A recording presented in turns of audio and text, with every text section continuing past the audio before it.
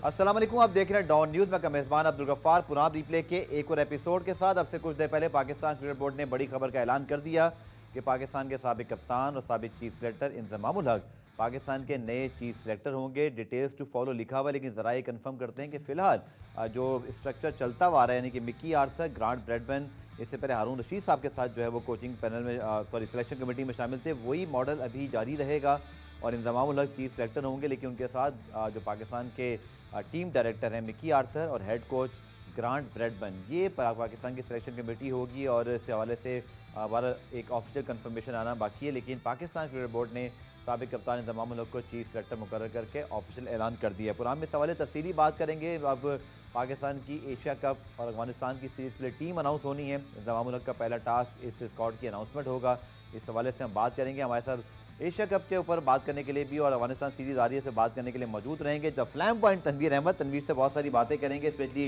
नई selection committee या chief selector कह लीजिए, जो कि बाकी अरकान तो पुराने ही रहेंगे। पुराने में अब बात करते हैं पाकिस्तान क्रिकेट के मामला की और तनवीर अहमद मेरे साथ मौजूद हैं। तनवीर, बहुत शुक्रिया ज्वाइन करने के लिए। साबिक कप्तान, साबिक चीफ सेलेक्टर इंजमामुल हक को चीफ सेलेक्टर पीसीबी ने अनाउंस किया है। अभी डिटेल्स आना बाकी हैं, लिखा हुआ है इस प्रेस रिलीज के अंदर। लेकिन मेरी इत्तला के मुताबिक जो मिकी आर्थर और ग्रांट ब्रैडमैन, क्योंकि पहले भी कोचिंग के साथ साथ सिलेक्शन कमेटी का हिस्सा थे, अलोंग हारून रशीद, हसन चीमा भी उसके अंदर मौजूद थे, जो कि डेटा और स्टैट्स के हवाले से अपनी राय देते हैं। मुझे नहीं पता इस बार वो कंटिन्यू करेंगे, लेकिन ये मुझे तस्दीक हो गई है कि ग्रांट ब्रैडमैन और मिकी आर्थर आई इसी वजह से थे, स्पेशली मिकी आर्थर तनवीर, कि हमें इन कंडीशंस के ऊपर ही जो है वो अगर आप जॉब ऑफर करें उसमें शामिल थी कि आप सिलेक्शन में रहें।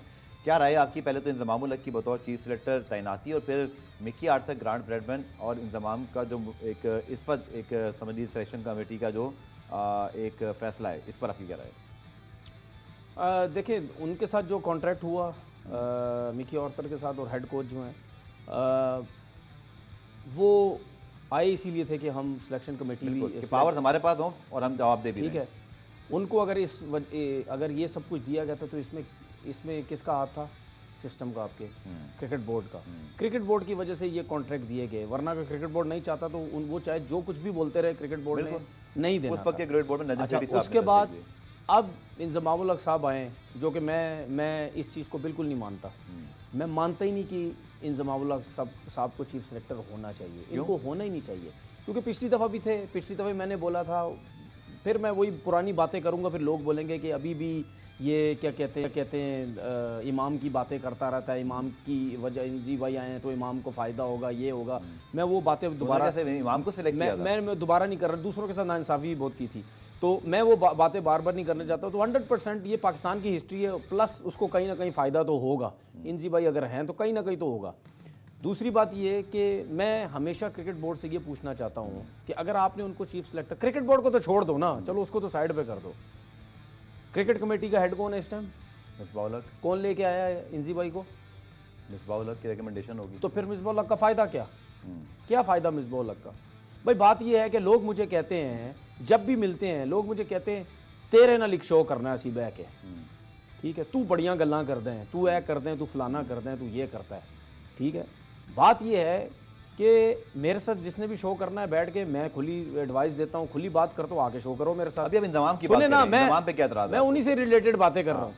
दूसरी बात ये कि मैं इंजमामुल हक साहब को इस वजह से कह रहा हूँ कि भाई आपने उनको चीफ सेलेक्टर बना दिया था पहले, दोबारा बनाने का क्या मकसद? ये मेरी समझ से बाहर। पाकिस्तान में सिर्फ क्या यही लोग ही रह गए हैं? कोई और लोग नहीं है। मेरा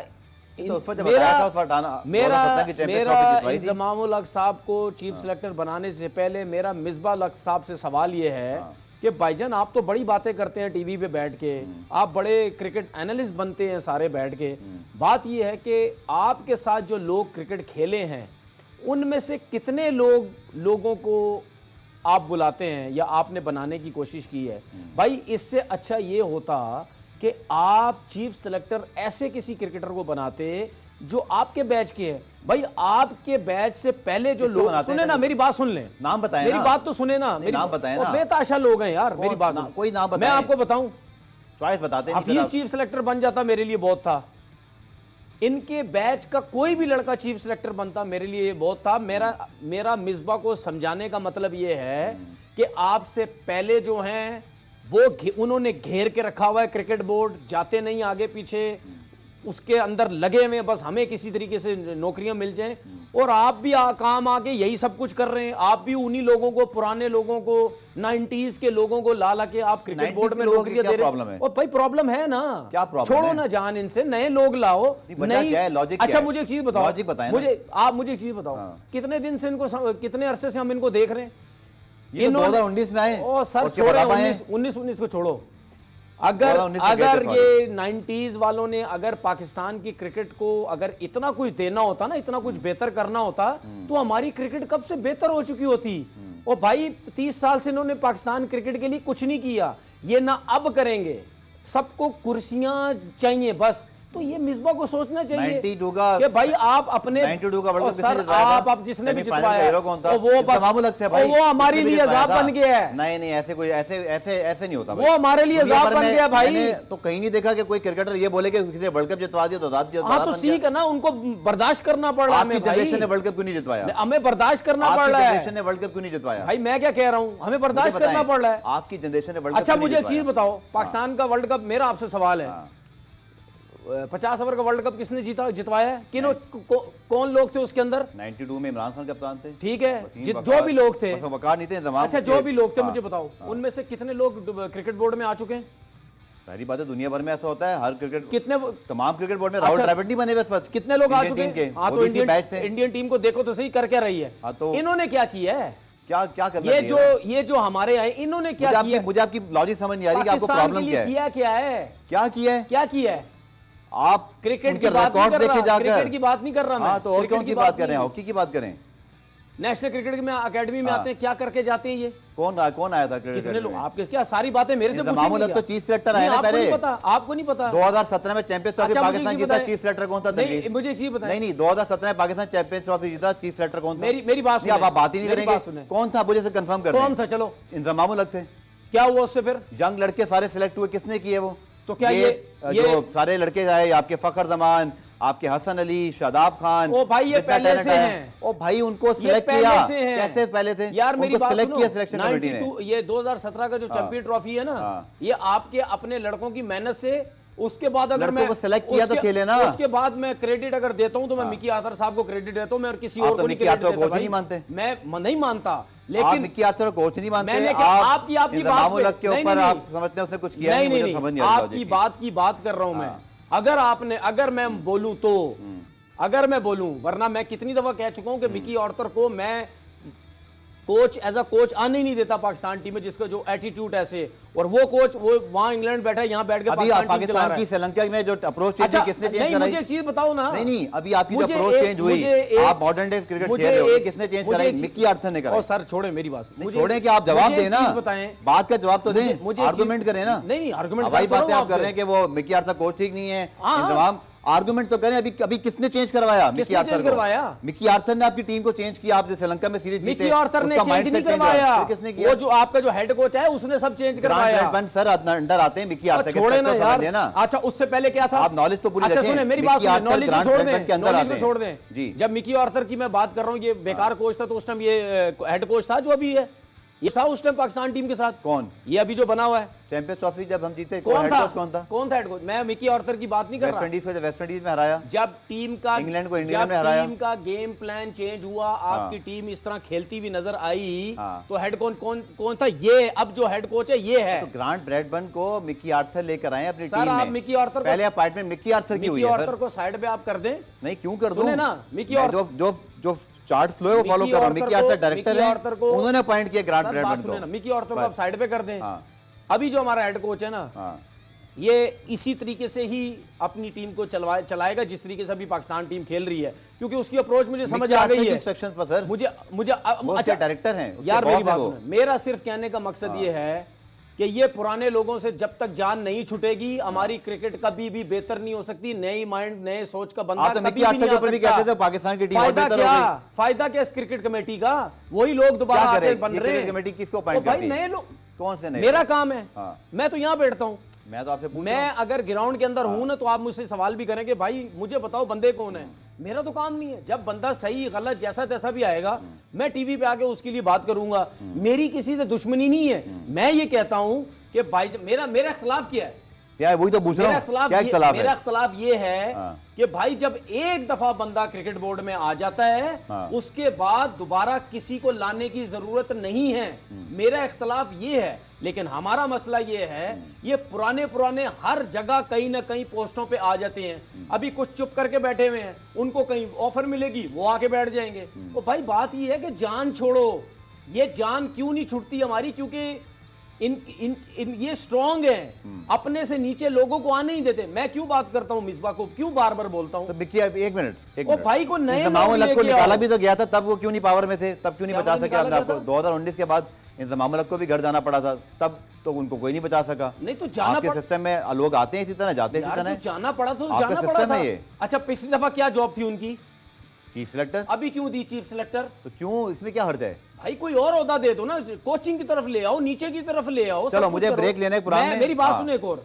मैं ये कहता हूं कि मैं इनको नहीं कहता, मैं सिस्टम की बात करता हूं। जो लोग, जो सिस्टम इनको ले लेके आता है, वो गलत करते हैं। जब सिस्टम ही गलत होगा तो मुझे एक चीज बताओ, जब सिस्टम गलत है मुझे भी लाके बिठा दो, मैं भी चला जाऊंगा। 36 अब हम कितने प्लेयरों के बारे में बात करते हैं, कितने लोगों के जो पिछले 35-35 साल से बैठे हुए हैं कि ये चेयरमैन बनना रह गया सिर्फ, ठीक है, बाकी सारा काम चलिए मुझे पुराने ब्रेक शामिल करना है। ब्रेक से जब वापस आएंगे तो आई थिंक इस पर हमारी काफ़ी बात होगी। चीफ सिलेक्टर की तैनाती पर फैसला आपको करना है। डिजिटल पे आप जवाब दे सकते हैं क्या तनवीर और मेरी बात से, या इंतजाम की तैनाती पर आपकी अपनी क्या राय है। कुरान से जब ब्रेक से जब वापस आएंगे तो हम सिलेक्शन के हवाले से ज़रूर बात करेंगे कि एशिया कप अफगानिस्तान सीरीज़ में हमारी अप्रोच क्या होनी चाहिए और क्या रेस्ट करवाना है, सबको खिलाना है, क्योंकि लड़के लीग खेल रहे हैं और बहुत सारी पैसों की बातें हो रही हैं, लेकिन सारी बातें वक्त के बाद हो रही हैं, वक्त से पहले डिसीजन होने चाहिए थे। पर हम बात करेंगे मज़ीद शॉर्ट कमर्शियल ब्रेक के बाद। कुरान रिप्ले में खुशामदीद। तनवीर, मैं आपसे ज़रूर जानना चाहूँगा, ये जो स्ट्रक्चर है अब आपका, मिकी आर्थर, ग्रांट ब्रैडमन, चूँकि ऑलरेडी टीम ने डिलीवर किया और टीम अच्छा खेली, इसलिए ज़्यादा मेरी इतलात हैं, ऐसा भी शायद था कि अगर सीरीज़ 1-1 से बराबर होती तो तब भी शायद तब्दीली आ सकती थी। अब ये बातें बाद में ज़रूर हो रही हैं कि टीम बहुत अच्छा खेल रही है। हालांकि यहाँ पे नजम सेठी साहब की यहाँ तारीफ बनती है कि उन्होंने ग्रांट ब्रैडमन और इन लोगों को अपॉइंट किया, लेकिन सारी बातें रिजल्ट दक्का साहब के दौर में आ रहे हैं। लेकिन अब जब सिलेक्शन कमेटी आपकी वो नहीं है जो एक कन्वेंशनल होती थी, पहले तो हम ये भी डिस्कस कर लें तनवीर के, पहले आपके वो कोचेज सिलेक्शन में थे 5 रीजनल और एक चीफ सिलेक्टर। अब आपके कोचेज जो नेशनल टीम के हैं, तो मुझे ये ज़रूर बताया जा रहा है, जो मुझे मालूम हुआ है कि शायद एशिया कप वर्ल्ड कप की अनाउंसमेंट के बाद एक फॉर्मल सिलेक्शन कमेटी बन जाएगी, जिसका काम होगा कि डोमेस्टिक में जाके जैसे वो स्काउटिंग करते हैं। But Asia cup world cup के लिए मैं नामों की बात नहीं कर रहा कि अगर 2 कोचेज़ आपके, जिनमें एक डायरेक्टर है, हेड कोच और एक चीफ सिलेक्टर टीम को मुंतखब करेंगे, ये कैसा है आपके ख्याल में? ये तो आप वो बात कर रहे हैं ना कि ये तो सिलेक्ट करना कोई इतनी मुश्किल बात नहीं है। ये तो ऑलरेडी सबको पता है। ये जो नए चीफ सिलेक्टर है, इनको भी पता है कि भाई कौन से लड़के जाएंगे। एक आध लड़के के लिए अगर कोई डालना हो तो बात 2 की से बात 3 स्पॉट्स हैं, ठीक है। तो ये जो है, ये चीफ सिलेक्टर आने से पहले भी मिकी आर्थर और जो हेड कोच है, उनको तो वैसे ही पता था कि यही लड़के लेके जाने हैं। उसमें तो मुझे नहीं लगता अमल दखल होगा। बाकी जो आप बात कर रहे हैं कि जो चीफ सिलेक्टर के जो मेंबर्स बनेंगे, वो जाके डोमेस्टिक के मैचेस वगैरह जो देखेंगे सब। मेरी इत्तला के मुताबिक आपकी सिलेक्शन कमेटी आएगी। मैं ये नहीं कह रहा हूँ क्या करेंगे, मैं उसके बता रहा हूँ। उसके बगैर तो हो नहीं सकता। ठीक है, चीफ सिलेक्टर तो नहीं पूरे पाकिस्तान में घूमता रहेगा। बिल्कुल बिल्कुल, या कोचेस नहीं जाएंगे। अच्छा, उसके बाद अगर और आपकी डोमेस्टिक क्रिकेट भी फॉलो होनी है, उसकी टीमें भी बननी है। उसके बाद जब वो आएंगे तो सिलेक्शन कमेटी जो बाकी है मेंबर्स की, और चीफ सिलेक्टर बोलेंगे ये प्लेयर चाहिए, मिकी आर्थर बोलेगा, हेड कोच बोलेगा मुझे ये नहीं चाहिए, तो क्या होगा फिर? उसके बाद क्या होगा? उसके बाद क्या होगा? ठीक है, ओके, उसके बाद क्या होगा मुझे आप बताएं। आपके ख्याल में ये आप फार्मूले के ऊपर बात कर रहा हूँ, ये फार्मूला ठीक है? इससे पहले हमने चेंज किया था, आपको याद होगा कि जो दूसरा जी कुछ थोड़ा सा 19 जी बताएं कौन से फार्मूले की बात कर रहे हैं? जो आपकी कोचेस के साथ सिलेक्शन कमेटी थी विद हेड कोच, और अब आपके नेशनल टीम के हेड कोच के साथ सिलेक्शन कमेटी का हेड बैठा होगा। ये फार्मूला आपके ख्याल में कैसा है? यही तो कह रहा हूँ, ये फार्मूला सही नहीं है। क्योंकि उसकी वजह ही कि आपने पूरी अथॉरिटी उसको दी ही नहीं है।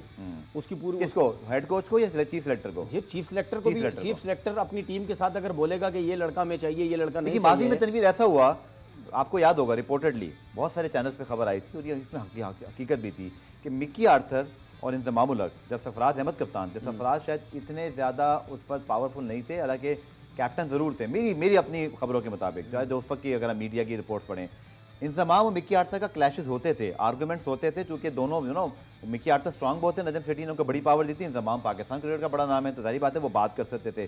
तो इस हद तक तो रिपोर्ट सही है कि इनके दरमियान आर्गुमेंट्स होता था। अगर ऐसा हो तो ऐसा हो कोई मुश्किलात तो हैं, लेकिन मुझे ऐसा लगता है कि अब शायद ऐसा ना हो, तो मुझे ऐसा लग रहा है। मिकी आर्था के बाद ज़्यादा पावर दूंगी, मुझे ऐसा लगता है लेकिन अब बोर्ड तब्दील हो गया तंजीर। नहीं तब्दील हो गया, मुझे ऐसा लगता है चीफ सेलेक्टर लेके चलेंगे, क्योंकि शायद हो सकता है उनके माइंड में भी हो कि क्योंकि वो क्रिकेट कमेटी के अंदर भी शामिल है। मैं अब थोड़ा सा लंबा लेके चलता हूँ। अच्छा, इंजमाम को अब क्रिकेट कमेटी में शामिल होना चाहिए ये चीफ सेलेक्टर बनने के बाद? टेक्निकली आपकी क्या राय है? मैं नहीं मानता इनको इन जगहों पे होना चाहिए। अच्छा, मेरी और आपकी डिबेट ठीक ठाक किस्म की हो चुकी है, मैं नहीं मैं इसलिए उससे आगे बढ़ रहा हूं। मैं ये नहीं, मैं मेरा सिर्फ सवाल ये है, मैं ये कहता हूँ कि भाई इतने बड़े नाम हैं, इनको कहीं कोचिंग की तरफ लेके आओ भाई, इनको क्रिकेट की तरफ लाओ, ग्राउंड में लेके आओ। तो तंजीर सिलेक्शन कमेटी भी तो एक अहम शोबा है ना।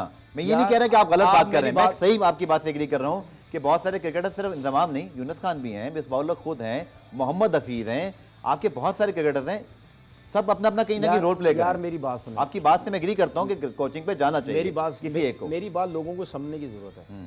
जिसने 100 फर्स्ट क्लास मैच भी चलिए, ब्रेकिंग न्यूज़ है, मुझे न्यूज़ यहाँ पर जो है ब्रेक लेनी है। ब्रेक से जब वापस आएंगे तो पाकिस्तान के मुमकिन स्क्वाड के हवाले से ही बात करेंगे। तो जनाब, चीफ सेलेक्टर की अपॉइंटमेंट के बाद अब कभी इम्कान यही है कि 1 से 2 रोज़ या मैक्सिमम 3 रोज़ में आपके जो एशिया कप और अफगानिस्तान की सीरीज है उसके मुमकिन स्क्वाड का ऐलान हो जाएगा। तंजीम में पहले स्क्वाड जो मेरे पास मौजूद है मैं वो पढ़ के बता देता हूँ, उसके बाद फिर मैं आपकी राय ज़रूर लूँगा। जिसमें पाकिस्तान के जो ओपनर ऑब्वियसली फ़खर इमाम, उसके बाद बाबर आपके नंबर 3 पर, मेरी ताकत अभी शान अब्दुल्ला में से कोई एक हो सकता है एज अ बैकअप, आपके समझ लें कि 11 में तो जगह नहीं बनती, लेकिन ये स्क्वाड में हो सकते हैं। उसके बाद रिजवान डेफिनेटली, और Iftikhar, Salman Ali Agha, Mohammad Haris reserve wicket keeper या बैकअप विकेट कीपर आप कह लीजिए। इसी तरह शादाब खान, नवाज, उसामा मीर और शाहीन शाफिदी, हारिस रऊफ, नसीम शाह और वसीम जूनियर। जबकि शान अब्दुल्ला में से अगर कोई एक नहीं आता स्क्वाड में तो शायद वो रिज़र्व में होंगे। इसी तरह अबरार अपनी परफॉर्मेंस के बाद एक स्पेशलिस्ट स्पिनर के तौर पर रिज़र्व में हो सकते हैं। और हसनैन, अब्बास हफीदी और अगर एहसानुल्लाह इंजर्ड ना हुए तो वो भी रिज़र्व में शामिल हो सकते हैं। तनवीर 2 से 3 स्लॉट्स हैं जिन पर शायद आर्गूमेंट हैं। एक ये कि आपका जो एक मिडल ऑर्डर या टॉप ऑर्डर का बैकअप क्या हो सकता है। 2-3 नाम ही आपके पास है। कुछ लोग कह रहे हैं सऊद शकील हो सकते हैं बैकअप, कुछ लोग कहते हैं, ये मैं बात कर रहा हूँ स्क्वाड के अंदर आने की। कुछ लोग शान के ऊपर बात करें जो कि मिकी आर्थन को आपको पता है कि काफ़ी पसंद भी करते हैं उनको, एक तरफ है उनका, एक कह लीजिए कि उनकी लाइकिंग में भी हैं। इसी तरह अब्दुल्ला शफीक जिनकी अब पाकिस्तान के एक फॉर्मेट में वो सेट हैं। इसी तरह फिर आपके पास जो रिजर्व विकेट कीपर या बैकअप विकेट कीपर सरफराज और हारिस पर डिबेट मौजूद है कि कौन होना चाहिए। इन दोनों पर आपकी क्या राय है? यार अगर हम विकेट कीपर की सबसे पहले बात करते हैं तो मुझे ऐसा लगता है शायद हारिस की तरफ ना जाएं सारे, कि यंग हैं, ये फील्डिंग भी बड़ी अच्छी कर सकते हैं। लेकिन न्यूजीलैंड सीरीज़ में वो मौजूद थे और उससे पहले वर्ल्ड T20 में भी तो पिछले 1-2 साल से आपके रिजर्व विकेट कीपर हैं, आपने उनको कैरी किया है। सरफराज नहीं थे, सरफराज सीधा टेस्ट में आए हैं, ये भी एक पॉइंट है। यार देखें, हो सकता है अगर देखें सरफराज की फ़िटनेस लेवल पे बहुत, फिटनेस के ऊपर बहुत देखना पड़ेगा। अगर उनकी वाइट बॉल क्रिकेट की फ़िटनेस अच्छी है। आपने कब ऑब्जर्व किया टेस्ट मैचेस में? यार टेस्ट मैच एक डिफरेंट चीज़ है। टेस्ट मैच में थोड़ा सा टाइम मिलता है आपको, आप रनिंग बिटवीन द विकेट इतनी नहीं होती है, ठीक है, क्विक फास्ट गेम नहीं होता ना, आपको बड़ा टाइम मिलता है। आपने नहीं, अगर बॉल मिल रही नहीं मारो, आराम से रोकते रहो, जब मिलेगी तो मारेंगे, ठीक है। लेकिन जो वाइट बॉल की जो सोच होती है बड़ी डिफरेंट होती है, ठीक है। आपने नहीं भी मारना तो आपने मारना है, ओके, आपने नहीं भी भागना तो आपने भागना है, ठीक है। तो ये जो इसमें एक और सवाल ऐड कर दूं कहता है कलामी कि अगर रिजवान नहीं खेलते इसके चांसेस बहुत कम है। टू बी ऑनेस्ट ये एक स्लॉट ही फिल होगा सिर्फ, लेकिन अगर वो नहीं खेलते तो फिर आपको टॉप 4 में ही खेलना है। तो ये भी एक पॉइंट है कि हारिस फिर भी टॉप ऑर्डर में खेलते हैं, सरफराज तो जेन्युइन मिड ऑर्डर पर, वहाँ तो इंजरी की सूरत में कोई चांस बनता है। आप ही क्या राय है हारिस का? और एक और सवाल, क्या हमें सेकंड विकेट कीपर कैरी तो करना चाहिए ना स्क्वाड में? जाना चाहिए। आपको 9 मैचेस तो वर्ल्ड कप में पहले खेलने ही है। जाना चाहिए, उसकी वजह आपके पास एशिया कप भी है। बिल्कुल, अगर आप वर्ल्ड कप के मैचेस बहुत ज्यादा हैं, एशिया कप के ये ठीक ठाक मैचेस बन जाते हैं, ठीक है। तो फिर रिजवान के ऊपर बर्डन डलेगा ना। फिर आप सारे मैचेस मिला के आप ये समझते हैं कि इस मैच में अफगानिस्तान सीरीज में हमें लड़कों को रेस्ट करवाना चाहिए वर्ल्ड कप स्क्वाड के? मेरे हिसाब से अगर आप रिजवान को रेस्ट करवा दें कोई मसला नहीं है, लेकिन प्रॉब्लम ये है कि लड़के रेस्ट नहीं करना चाहते, क्योंकि हमारा सबसे बड़ा प्रॉब्लम ये है इतनी लीग क्रिकेट खेल रहे सर, वो तो है, वो तो चलो लीग क्रिकेट खेल रहे हैं आप, लेकिन अगर लीग क्रिकेट नहीं भी खेल रहे होते हमारे लड़के फिर भी रेस्ट नहीं करते, क्योंकि उनको ये होता है कि यार किसी यंग लड़के को चांस दे दिया, उसने परफॉर्मेंस दे दी तो हमारे लोग उस तरफ सोचने लग जाएंगे। लेकिन मैं ये समझता हूँ कि हारिस जितने भी रन्स कर ले, ठीक है, रिजवान को रिजवान के ऊपर नहीं आ सकते ना, बिल्कुल। रिजवान के ऊपर उसी सूरत में आएंगे अगर कोई इंजरी वगैरह हो गई। इतने मैचेस हैं, हारिस को लेके जाना चाहिए, या रिजवान या शान अब्दुल्ला वाला जो स्लॉट है टॉप ऑर्डर वाला, शान को तो मैं शकील को लेकर आए।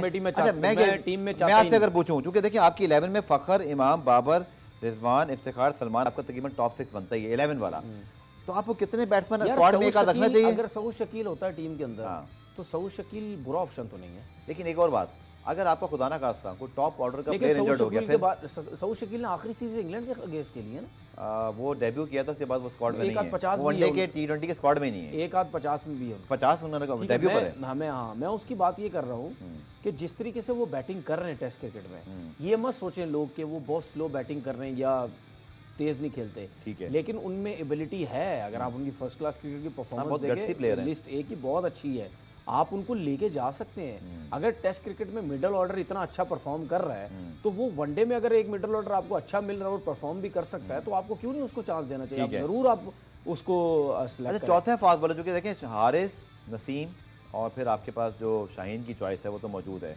यार मैं तो अहमद जमाल के साथ भी जाऊंगा, अहमद जमाल, वसीम जूनियर, अब्बास आफरीदी। आप समझते हैं चौथे फास्ट बॉलर की इंडिया में ज़रूरत? एक तो यहाँ में कोई एक्स्ट्रा स्पिनर कैरी करना चाहिए। स्पिनर भी आपके पता है कि शादाब, नवाज, उसामा मीर, फिर आपको पता है सलमान और इफ्तिखार 11 में तो होंगे, कोई एक तो होगा, ये बॉल कर सकते हैं। इस पर आपकी क्या राय है? हमें बेसिकली 11 के अलावा 4 प्लेयर सेलेक्ट कौन से करने हैं? क्या एक फास्ट बॉल एक्स्ट्रा रखें? देखिए अगर आप एक ऑलराउंडर के साथ जाते हैं तो फिर आप यही खुद ही बोलेंगे कि हमारे पास टोटल 4 फास्ट बॉलर हो गए।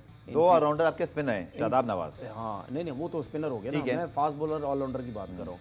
3 जेन्युइन फास्ट बॉलर हो गए, ठीक है, शाहीन हो गया, हारिस हो गया, नसीम शाह हो गया। चौथा होना चाहिए मैं आमिर जमाल के साथ जाना चाह रहा हूँ चौथे फास्ट बॉलर के तौर पर, एज अ ऑलराउंडर। आपके पास है नहीं, लेकिन अगर हम देखें दूसरी तरफ तो मोहम्मद वसीम जूनियर भी काफी टाइम से खेल रहे हैं जी, ठीक है, ठीक परफॉर्मेंस है उनकी परफॉर्मेंस ठीक है, एक्स्ट्राऑर्डिनरी नहीं तो बुरी भी नहीं है, तो आप उस तरफ भी सोच सकते हैं। तो अब मुझे नहीं पता कि सिलेक्शन कमेटी क्या करती है। वैसे तो ये जो आपने बोला 3-4 लड़कों पे ही कोई ना कोई ऐसा होगा।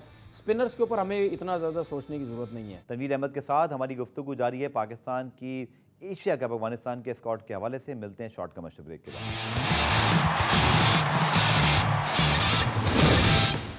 अबरार की जैसी परफॉर्मेंस थी इन टेस्ट मैचेस, उससे पहले वनडे और T20 में पहली मरतबा आए थे, मुझे याद है PSL में।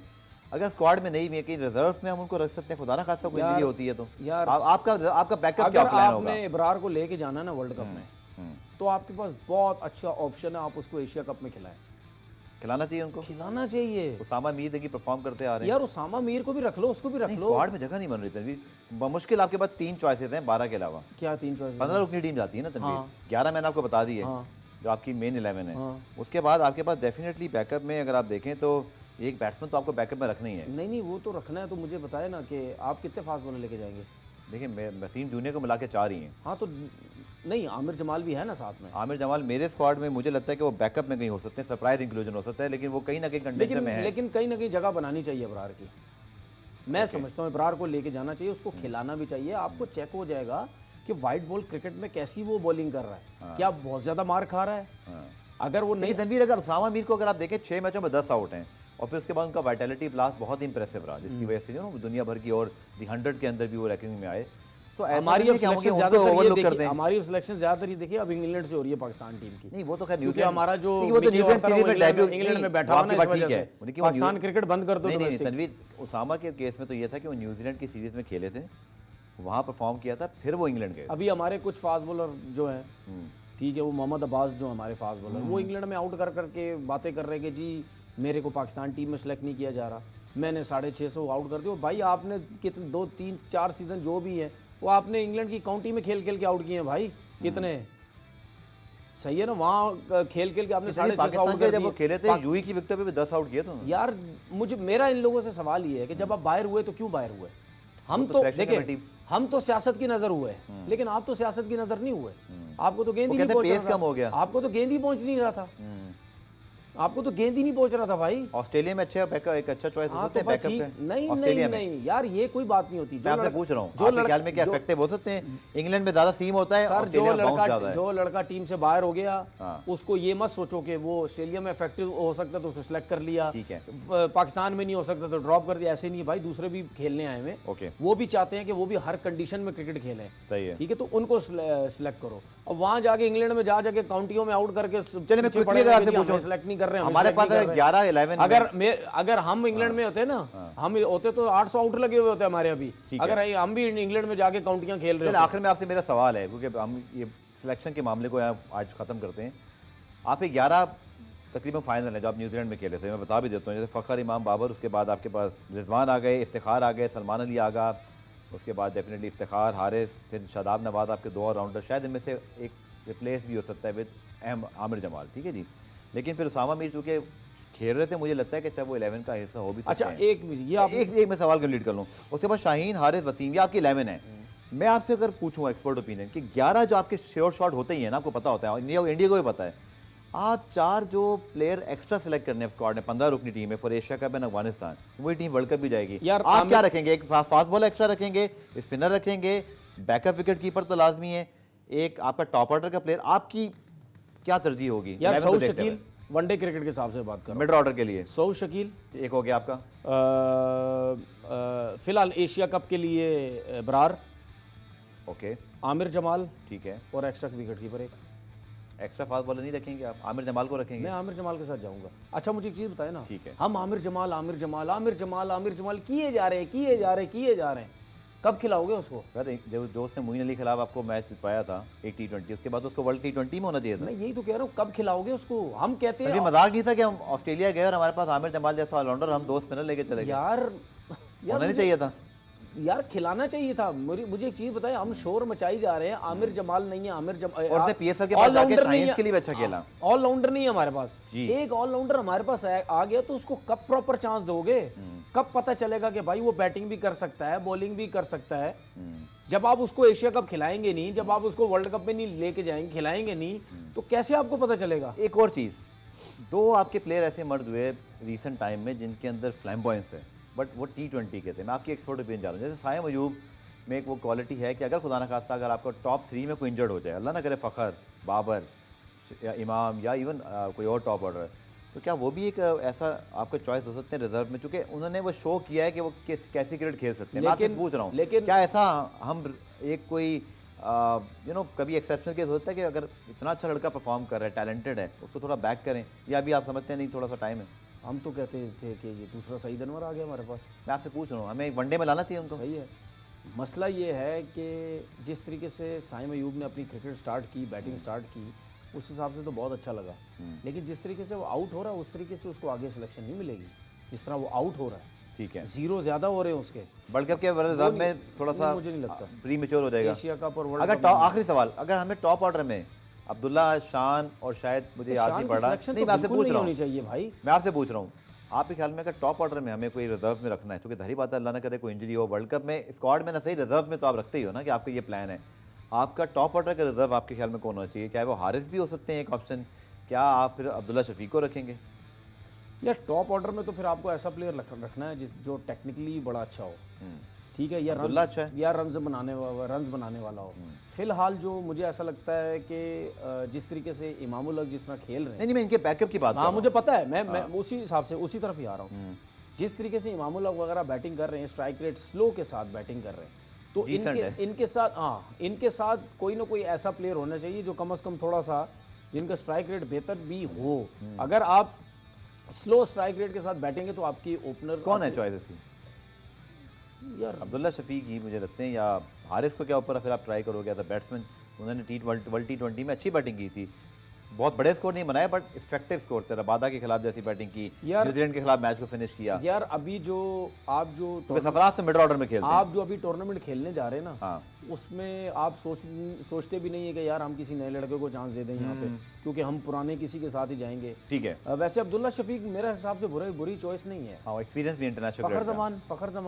फखर जमान तो है ही ना, वो तो उन्हीं के स्टाइल, जैसे फखर जमान खेलते हैं ना जी, वो तो बहुत ही खुला खेलते हैं ना, उसके साथ इमाम है। ठीक है, फिर उसके साथ जो मुझे यही ठीक लगता है। चलिए, आप अब्दुल्ला क्या राय शफीक। स्क्वाड पर, चूंकि जैसे हमने बताया, आपने हमारी डिबेट भी देखी, तभी बहुत बहुत शुक्रिया आज प्रोग्राम में आने के लिए कि इंजमामुल हक चीफ सेलेक्टर अपॉइंट हो गए हैं। अब मुझे लगता है कि 102 रोज़ में आपके स्क्वाड की अनाउंसमेंट हो जाएगी। जो हमने मुमकिन स्क्वाड बताया और जो तनवीर की एक्सपर्ट ओपिनियन थी, हमारे जो आर्गूमेंट थे, आपके ख्याल में बेहतर चॉइसेस कौन है, हमें ज़रूर फीडबैक दीजिएगा। पुराना रिप्ले में आज के लिए इतने, कल दोबारा से मुलाकात होगी, तब तक के लिए अल्लाह हाफ़िज़।